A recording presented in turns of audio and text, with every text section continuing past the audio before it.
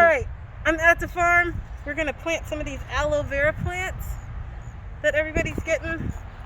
And some of them are really big, and they're kind of too big to get to send you. But then we have these little guys here that we can plant in these little planters. Now, if you could see, we put 2 little holes at the bottom. That way, some of the moisture will get out and they won't be sitting in water. Because aloe vera is a succulent, which means they hold a lot of water inside of them.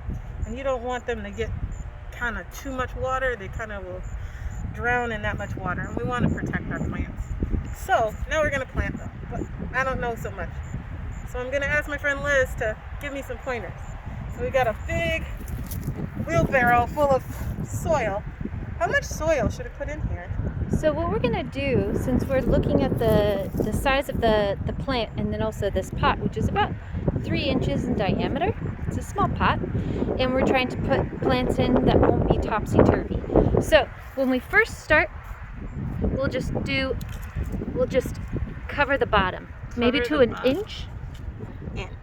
Perfect. Yep. Okay. Yeah, that looks good. Okay. And then we'll go over here to where our plants are, and let's choose this guy. Look at that guy.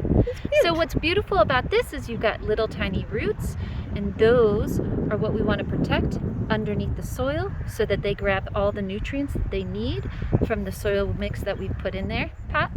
And they will also, this guy will make another shoot for another aloe plant as it grows. Cool, huh? Oh, 2 for 1. So we put that in, we see it, and we measure it. So that looks like now we want to put the soil level right up to that edge where that first leaf is coming through. Okay. So let's get back over here. All right, so we're going to just put that in there. Do we want to pack it down or just leave it up? So what we want to do, we don't want it to be all flopsy in the cup. So I want to make sure it's on all of the sides. Yep. So great. That's one way that you can always hold a little transplant when you're planting it, kind of firm in around the base of it. Yep. And then give it a little bit more soil. Okay. I want to put some over here just to hold it in. And as it grows and you see that it might need more space, you can just move a cup size bigger as it begins to grow. But this guy will do quite well in the pot for a while. Cool. Any other little tips or tricks? I don't know. You tell me. I was going to say. Yeah, the only thing about this guy is you don't need to water him that much. The beauty about aloe plants, like you said, are that they hold a lot of moisture in their leaves. So I'd give this a good watering about once every 7 days. You'll test the spot, put it in a nice sunny spot, and make sure when you touch the soil that it feels dry. Yeah. Dry to the touch. So if it's dry, you go, it might need some water. But if it's wet to the touch, if it's wet, you don't need water. Awesome. It's got a plenty. Also, 2 things that this plant doesn't have that I am challenging you to give it.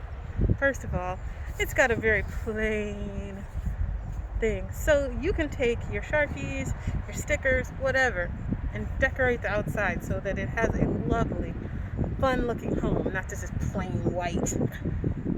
Also, it doesn't have a name. Poor nameless plant. Oh, poor buddy. So, give your plant a name.